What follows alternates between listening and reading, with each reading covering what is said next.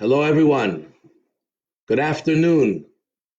We are beginning now our Corona Inspiration Series. This is number 5, Judaism, the rest of the story. And today we will focus on Mezuzah.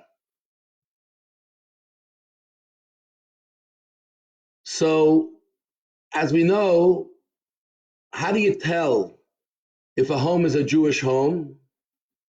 When you look at the front door and you see a mezuzah, then you know it's a Jewish home. Though there are some people, unfortunately, do not put a mezuzah on their front door. They are afraid, maybe in times past, their parents, their grandparents in different countries had to worry, so they are scared as well. But generally, you pass by a front door and there's a mezuzah, you know it's a Jewish home. What is it about the mezuzah? Why is it so central? Why is it so important? And actually, you're supposed to have a mezuzah on all the doors of your home, all doorposts of your home, except a washroom and a closet. Today, some walk-in closets are bigger than many people's bedrooms. You definitely have to have a mezuzah. But all other doors have to have a mezuzah. What is it about the mezuzah? What is its significance? And how does it connect to what we're going through now, the corona crisis, especially tonight in Quebec? At midnight is really a lockdown except for essential services. So we're going to be in our home looking at mezuzahs much more often. So the mezuzah, we are told, as it is written in many mezuzahs, God's name, Shin Dalid Yud, Shomer Dalsos Yisrael. That a mezuzah is our protection. Hashem commanded us to put a mezuzah on our doors of our home.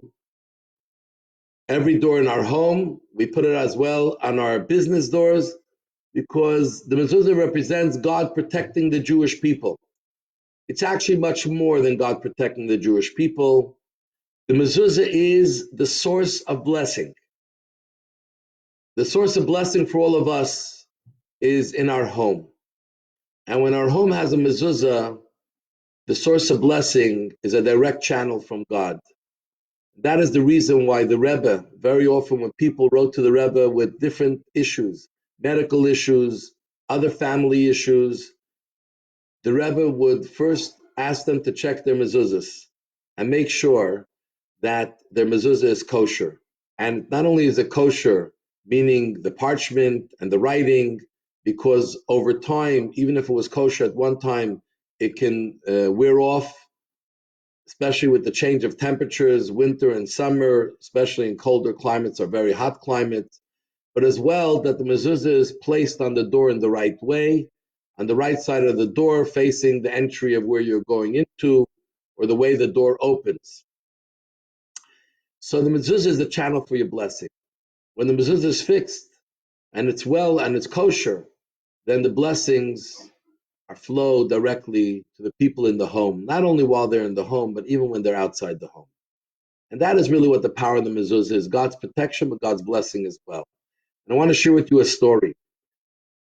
One of the great rabbis who lived post-Second Temple is known as Onkelos. Those people who study Chumash, those people who fulfill the custom of reading the Torah portion every Friday, the Hebrew twice, and the translation of Onkelos into Aramaic once, are very familiar with Onkelos. And Onkelos was a righteous convert. He was not born Jewish. He was actually born to the Roman royal family. His uncle was Hadrianus, who was involved in the destruction of the temple. And Onkelos was a very, very wise man. Also, he had a special soul. And he very much, in searching for truth, he found Judaism. And he became enamored with Judaism. He found that Judaism is true, idol worship is false.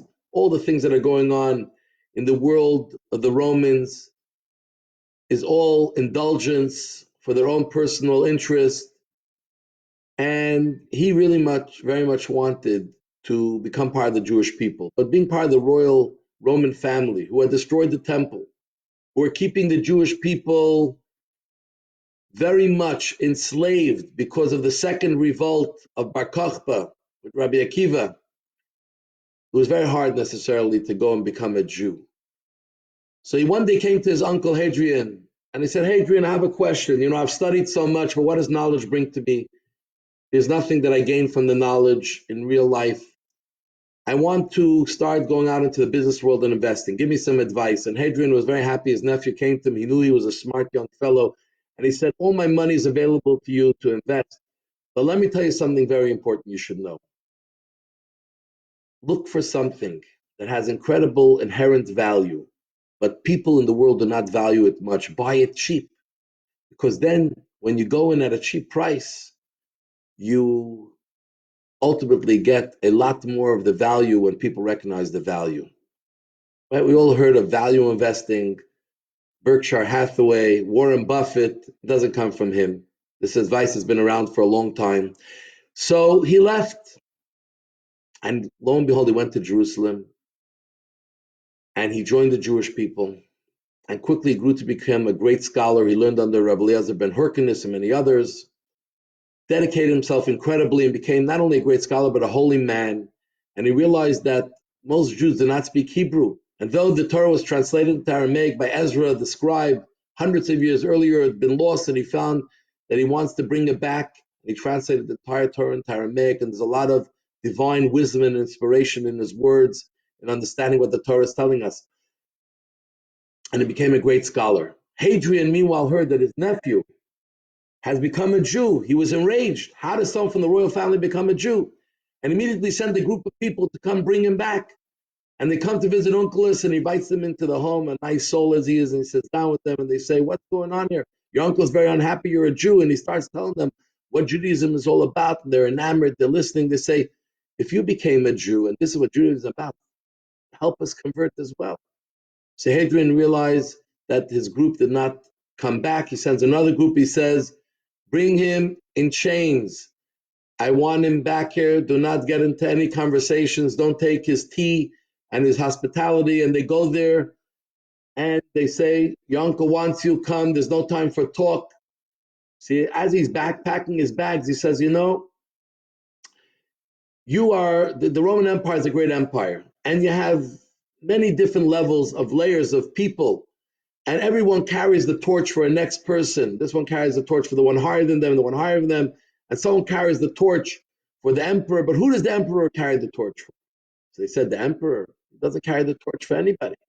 The emperor is the emperor himself. So he says, but that's how Judaism is different than what you guys have, because God is the greatest of all. But when he took us through the desert and out of Egypt, he carried the torch for the 40 years the Jews walked in the desert. He carried the torch and guided the Jews. God is dedicated to the Jews. When they heard that, they said, wow, tell us more. They also converted. So then Hadrian says to the next group, you arrest him, no conversation. And they come and they arrest him. And as he's leaving his house, he kisses the mezuzah with a big smile. So look at this, say, what is that? So he says, you see, the emperor sent you here. He's a great man, Hadrian. But he has hundreds and thousands of people and legions who are surrounding him and protecting him so no one gets to him and no one hurts him. But my God, the God of Israel, he is at the front of my door protecting me and blessing me and making sure no one hurts me. So that's who the God of Israel is. And they converted as well. So then Hadrian said, please come on your own goodwill. I won't harm you. When Onkelos came and he said, how dare you join the Jewish people? And he said, I followed your advice. You told me to look for something that has a tremendous inherent value, but the world doesn't recognize it. That's the Jewish people. They carry the truth. And therefore I became a Jew. And with that, he let him go. This is the mezuzah. The mezuzah is our identity. It's not just the front of the door. The mezuzah carries us. God is watching over every one of us in our home. When we're sitting in our home, we're sitting in a palace because God Almighty is watching the palace for us. We're all blessed. Let's take advantage. Because when we get out of our homes soon, go back to normal life, God is still watching over us, but it all starts in the home. Make use of the home as much as possible. Have a great day and all the best to all of you. See you tomorrow, 12 o'clock.